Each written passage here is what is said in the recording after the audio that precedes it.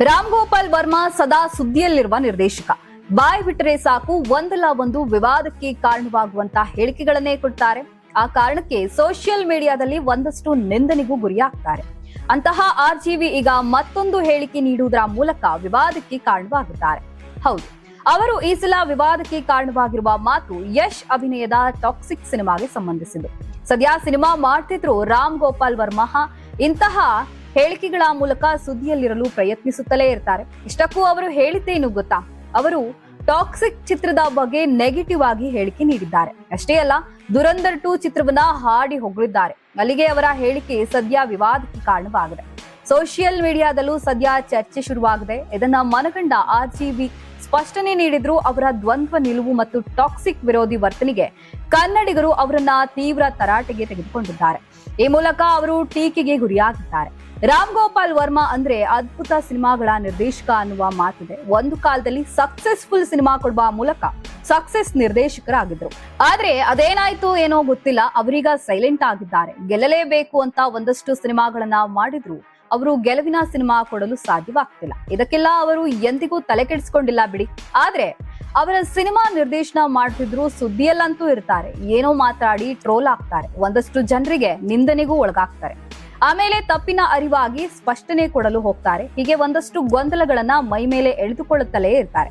ಈಗ toxic cinema ಬಗ್ಗೆ ಮಾತಾಡಿ ಅವರು ಗೊಂದಲಕ್ಕೆ ಸಿಲುಕಿದ್ದಾರೆ. ಹಾಗಾದ್ರೆ ಆರ್ಜಿವಿ ಅವರ ಆ ವಿವಾದದ ಹೇಳಿಕೆ ಏನು ಅನ್ನುವುದಾದ್ರೆ, ಮಾರ್ಚ್ 19ರಂದು ಯಶ್ ಅಭಿನಯದ ಟಾಕ್ಸಿಕ್ ಸಿನಿಮಾ ರಿಲೀಸ್ ಆಗ್ತಿದೆ. ಅದೇ ದಿನ ಬಾಲಿವುಡ್ ನ ದುರಂಧರ್ 2 ಸಿನಿಮಾ ಕೂಡ ತೆರೆಗೆ ಬರ್ತಿದೆ. ಈ ಎರಡೂ ಸಿನಿಮಾಗಳು ಒಟ್ಟಿಗೆ ಬರುವುದನ್ನ ನೋಡುಗರಿಗೆ ದೊಡ್ಡ ನಿರೀಕ್ಷೆಯೇ ಇದೆ. ಎರಡು ಬಿಗ್ ಬಜೆಟ್ ಚಿತ್ರಗಳು ಒಟ್ಟಿಗೆ ಬರುತ್ತಿರುವುದರಿಂದ ಸಹಜವಾಗಿಯೇ ಒಂದು ಸಿನಿಮಾಗೆ ನಷ್ಟ ಆಗಬಹುದು ಎಂಬ ಲೆಕ್ಕಾಚಾರ ಅನೇಕರದ್ದು.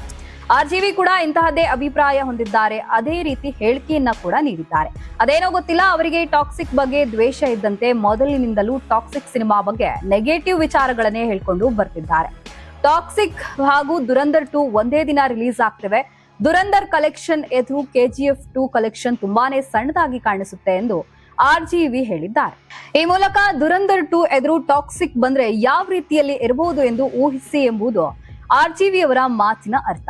ಈಗ ರಿಲೀಸ್ ಆಗುತ್ತಿರುವ ಸಿನಿಮಾಗಳ ನಡುವಿನ ಪ್ರಮುಖ ವ್ಯತ್ಯಾಸವೇನೆಂದ್ರೆ, ದುರಂಧರ್ 2 ಪ್ರೇಕ್ಷಕರ ಬುದ್ಧಿವಂತಿಕೆಯನ್ನ ಗೌರವಿಸುತ್ತದೆ ಮತ್ತು ಟಾಕ್ಸಿಕ್ ಜನರ ಮೂರ್ಖತನವನ್ನ ಊಹಿಸುತ್ತದೆ. KGF 2 ಒಂದು ಸ್ಥಳೀಯ ಚಿತ್ರವಾಗಿದ್ದು ಅದು ಜನಸಾಮಾನ್ಯರಲ್ಲಿ ಮೂರ್ಖತನವನ್ನ ಟಾರ್ಗೆಟ್ ಮಾಡಿತ್ತು. ದುರಂಧರ್ ಜನಸಾಮಾನ್ಯರಲ್ಲಿ ಬುದ್ಧಿವಂತಿಕೆಯನ್ನ ಟಾರ್ಗೆಟ್ ಮಾಡಿತ್ತು ಎಂದಿದ್ದಾರೆ. ಈ ಮೊದಲು ಆರ್ಜಿವಿ KGF 2 ಚಿತ್ರವನ್ನ ಹೊಗಳಿ ಮಾಡಿದ ಟ್ವೀಟ್ ನ ತೋರಿಸಿ ಅವರಿಗೆ ಪಾಠ ಹೇಳಲಾಗ್ತದೆ. ಈಗ ಈ ವಿಷಯದಲ್ಲಿ ಆರ್ಜಿವಿಯನ್ನ ಟ್ರೋಲ್ ಮಾಡಲಾಗಿದೆ. ಸಿಕ್ಕಾಪಟ್ಟೆ ಟೀಕೆಗೆ ಗುರಿಯಾದ ಬೆನ್ನಲ್ಲೇ ಅವರು ಸ್ಪಷ್ಟನೆ ನೀಡಲು ಮುಂದಾಗಿದ್ದಾರೆ. ಅರ್ಥವಾಗದ ಎಲ್ಲರಿಗೂ ನಾನು ಸ್ಪಷ್ಟಪಡಿಸುವುದೇನೆಂದ್ರೆ, ಎರಡು ಸಿನಿಮಾಗಳು ಬಿಡುಗಡೆ ಸಂದರ್ಭದಲ್ಲಿ ನಾನು ಸಿನಿಮಾ ಶೈಲಿಗಳ ಬಗ್ಗೆ ಮಾತನಾಡಿದ್ದೇನೆಯೇ ಹೊರತು ನಿರ್ದಿಷ್ಟವಾಗಿ ಒಂದು ಚಿತ್ರದ ಬಗ್ಗೆ ಅಲ್ಲ ಎಂದಿದ್ದಾರೆ. ಅದೇನೇ ಇರಲಿ, ಯಾವುದೋ ಮೂಡ್ ನಲ್ಲಿದ್ದಾಗ ಆರ್ಜಿವಿ ಹೇಳಿಕೆಯೊಂದನ್ನ ನೀಡಿ ಸುದ್ದಿ ಆಗ್ತಾರೆ. ಯಾವಾಗ ಟೀಕೆಗಳು ಎದುರಾಗುತ್ತೋ ಆಗ ತಮ್ಮ ತಪ್ಪನ್ನ ಅರಿತು ಅದಕ್ಕೆ ಸ್ಪಷ್ಟನೆ ಕೊಡೋಕೆ ಹೋಗ್ತಾರೆ. ಈಗ ಮಾಡ್ತಿರೋದು ಕೂಡ ಅದೇನೆ. ಸದ್ಯ ತಮ್ಮ ಹೇಳಿಕೆಗೆ ಸ್ಪಷ್ಟನೆ ಕೊಡ್ತಿದ್ದಾರೆ. ಸ್ಪಷ್ಟನೆ ಕೊಟ್ಟರೂ ಟೀಕೆಗಳು ಅವರ ಹೆಗಲ ಮೇಲೆ ಕೂತು ಎನ್ನಿಲ್ಲದಂತೆ ಕಾಡುತ್ತಿದ್ದಂತೂ ಸುಳ್ಳಲ್ಲ. Karnataka TV leader awards 2025 best MLA nomination ಕರಾವಳಿ ಮತ್ತು ಮಧ್ಯ Karnataka.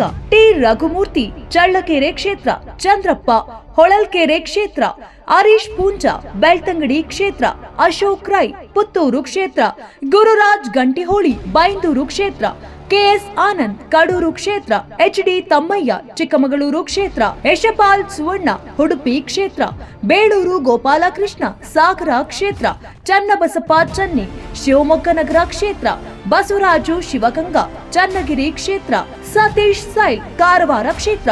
Karnataka TV WhatsApp channel ಮೂಲಕ ವೋಟ್ ಮಾಡಿ ಹಾಗೂ ಇವರಲ್ಲಿ ಬೆಸ್ಟ್ MLA ಯಾರು ಕಮೆಂಟ್ ಮಾಡಿ.